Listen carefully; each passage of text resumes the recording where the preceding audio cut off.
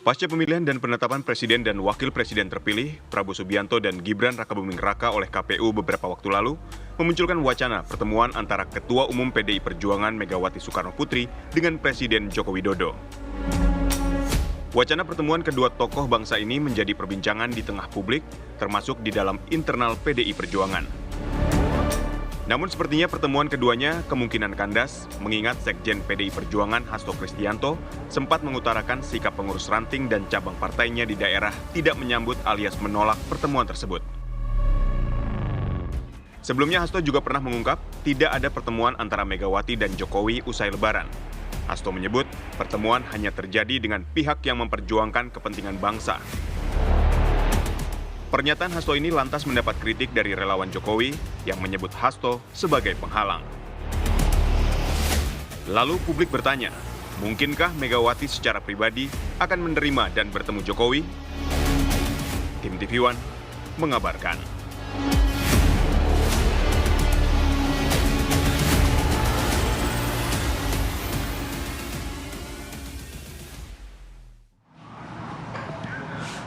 Oke, kita akan membahas mengenai adanya penolakan dari kader PDIP untuk ruang komunikasi dan juga rekonsiliasi antara Bu Mega dan juga Pak Jokowi. Pagi hari ini sudah hadir beberapa narasumber, sudah ada Bang Immanuel Ebenezer, Ketua Umum Jokowi Mania. Selamat pagi. Selamat pagi, Bang. Selamat pagi. Kemudian juga ada Mas Henry Satrio, analis politik Universitas Paramadina Jakarta. Mas Hensat, selamat pagi. Selamat pagi. Selamat pagi. Selamat pagi nih. Oke. Dan Puasa juga kayaknya makin stabil kayaknya. Oke, juga sudah bergabung bersama kami via Zoom. Sudah ada Mas Aryo Seno Bagaskoro, politikus PDI Perjuangan. Selamat Mas pagi, Seno, Mas Seno. selamat pagi. Assalamualaikum. Selamat pagi, Mas Ate. Selamat pagi, Mas. Mbak Ate. Selamat pagi. Mas Eno. Oke, saya mau ke Mas Seno dulu deh ya. Sebelum Rivi mau ke Henry Satrio. Nah, kalau Mas Seno, ini untuk mengklarifikasi juga, konfirmasi, apakah memang benar ada penolakan dari kader PDIP untuk membuka ruang komunikasi Masif dan juga nggak penolakan itu? rekonsiliasi? Masif nggak sih sebenarnya? Kalau ditanya apakah itu berasal dari kader atau dari elit di PDI Perjuangan, saya rasa kebatinan dari elit PDI Perjuangan itu mencerminkan apa yang ditangkap dan dirasakan oleh mayoritas dari pemilih maupun akar rumput PDI Perjuangan di tingkatan yang paling kecil sekalipun. Jadi ini melampaui batas hierarki. Artinya apa? Ini full, ini komunikasi yang terjadi karena urusan kebatinan antara pengurus dan kemudian elit, termasuk dari pemilih PDI Perjuangan dengan mereka yang menjadi pengurus. Ini satu tarikan nafas kebatinan. Yang disampaikan oleh para pengurus kami, bahkan sebenarnya kalau dalam bahasa komunikasi ini jauh lebih vulgar daripada apa yang sudah keluar disampaikan oleh misalnya Sekjen DPP PDI Perjuangan. Jauh lebih keras sikapnya untuk menyatakan resiliensi, resistensi, penolakan terhadap pertemuan Ibu Ketua Umum dengan Pak Jokowi. Kenapa? Karena seluruh kader PDI Perjuangan merasakan betul bagaimana PDI Perjuangan selama 10 tahun menyiapkan kepada Pak Jokowi dan keluarga tidak hanya karpet merah loh Mbak, tapi juga rumahnya, termasuk seluruh perabotnya, dapurnya, garasinya, kebunnya, ini semuanya disiapkan oleh PDI Perjuangan untuk kemudian Pak Jokowi bisa menjadi pemimpin negeri ini dari wali kota, gubernur hingga presiden, termasuk putra Pak Jokowi dan menantunya. Tapi kan di akhir masa jabatannya ternyata malah Pak Jokowi dirasa oleh kader-kader PDI Perjuangan membakar dalam tanda kutip rumahnya sendiri. Nah, hal inilah yang menjadi satu sikap yang menyakitkan. Tidak hanya kemudian untuk PDI Perjuangan, tapi banyak publik, banyak pihak yang menangkap bahwa ambisi misalnya dari kekuasaan itu yang tertangkap dari sisi-sisi gelap kekuasaannya keluarga Pak Jokowi misalnya, itu membuat banyak hal yang terjadi di demokrasi kita kemarin yang sampai sekarang masih kami kritisi. Nah, jadi pertemuan itu sebaiknya kemudian kalau Pak Jokowi memang sangat mengenali bagaimana karakter PDI Perjuangan termasuk Ibu Megawati Soekarno Putri, saya rasa pagar pembatas itu harus kemudian direparasi terlebih dahulu, harus kemudian dilihat terlebih dahulu sebelum bicara pertemuan-pertemuan. Jadi kalau hari ini kemudian ada yang menyampaikan PDI Perjuangan dalam tanda kutip menghalang-halangi pertemuan dengan Pak Jokowi dengan Bu Megawati, yang menghalangi bukan kami, tapi Pak Jokowi terlebih dahulu yang membuat pagar pembatas itu. Saya rasa itu. Oh, tapi kalau kita mungkin beberapa pihak juga sempat menyampaikan bahwa ternyata di PDIP sendiri ada mazhab yang mungkin akomodatif begitu, walaupun gerakannya lebih silent dibandingkan yang menolak Pak Jokowi. Itu benar adanya? Saya rasa semua hari ini semua kader PDI Perjuangan tidak berbeda dengan apa yang dirasakan oleh Bu Mega. Bu Mega kalau kemudian merasa hari ini ada hal-hal yang harus dikritik terkait dengan situasi demokrasi kita yang tertuang dengan begitu gamblang di surat Amicus Curiae kemarin pada waktu mengikuti persidangan di MK, itu saya rasa sudah bisa menangkap atau memotret bagaimana situasi kebatinan dari Ibu Megawati Soekarno Putri. Saya rasa itu jelas, jadi nggak ada dualisme atau tigalisme atau empatlisme di dalam PDI Perjuangan. Saya rasa Bu Mega sudah menyampaikan sikapnya, sudah menyampaikan pandangannya, dan itu bisa memotret kalau apa yang kemudian disampaikan secara resisten banyak kader PDI Perjuangan, yaitu pula yang dirasakan oleh Ibu Ketua Umum. Saya rasa itu. Oke, Bang Noel, tanggapan Anda, komentar Anda? Kalau tadi Seno bilang bahwa Jokowi adalah penghambatnya, saya melihatnya tidak. Karena kalau hanya cuman beda pilihan, kemudian tidak ada sesuatu yang sangat ideologis dilanggar, kenapa dibilang penghambat gitu. Sampai detik ini, ya hasil saya diskusi dengan Presiden, Presiden menyampaikan pertemuan beliau dengan Bu Mega itu sudah di atas mejanya Pak Jokowi. Udah di atas meja Pak Jokowi? Berarti sudah ada? Loh, artinya kan sudah teragendakan, Oke. gitu loh. Iya. Nah problemnya kan ya berkali-kali. Tapi sebenarnya Pak Jokowi itu mau bertemu dengan Bu Megawati, ketua umum partainya, Sangat mau. Kalaupun sudah dibilang dia bukan kader PDIP, kemudian dia udah dibilang orang luar, kemudian dia bilang pengkhianat, kemudian dia dibilang apa macam-macam, membakar rumahnya sendiri katanya begitu tadi itu.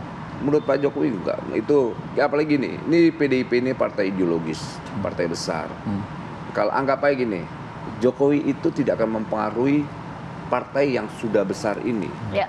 Karena persoalan ini sebenarnya bukan di Pak Jokowi aja, sebelum-sebelumnya juga kan banyak.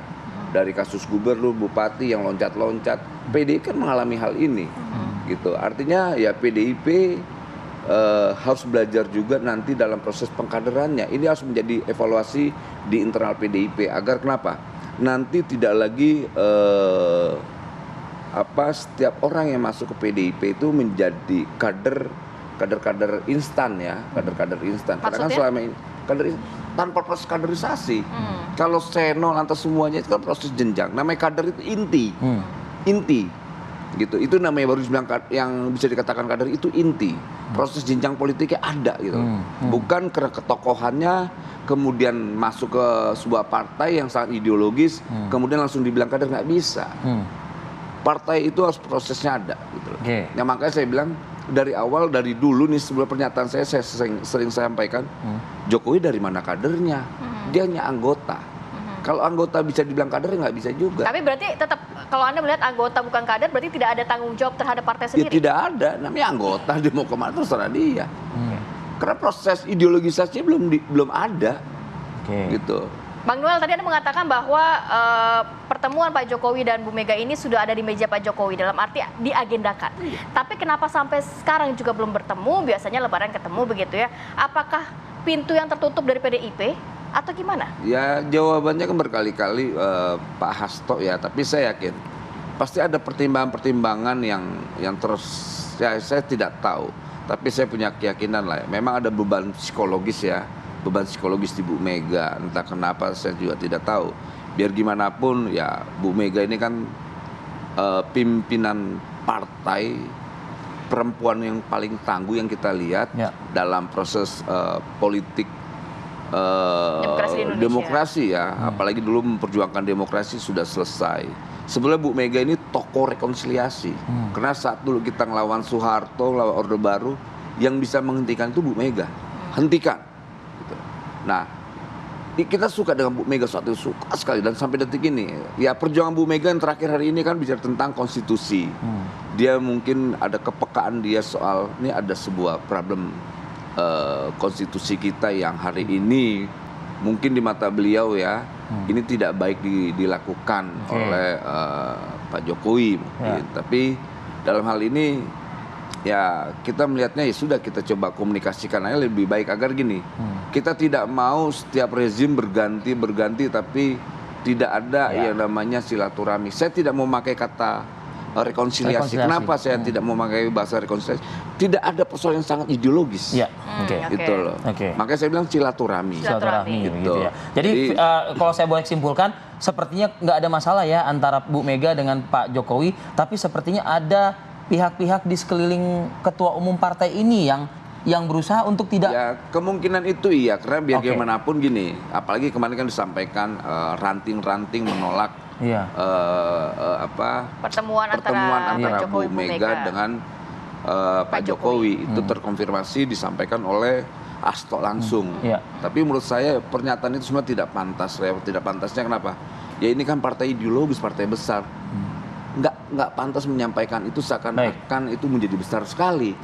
Karena partai ideologis itu selalu bicara tentang hal-hal yang besar, tidak hal yang kerdil lah. Masa nanti kita tanggapan Mas Aryo Seno Baskoro, tapi saya ingin ke Bang Henry Satrio dulu ya, Bang Hensat.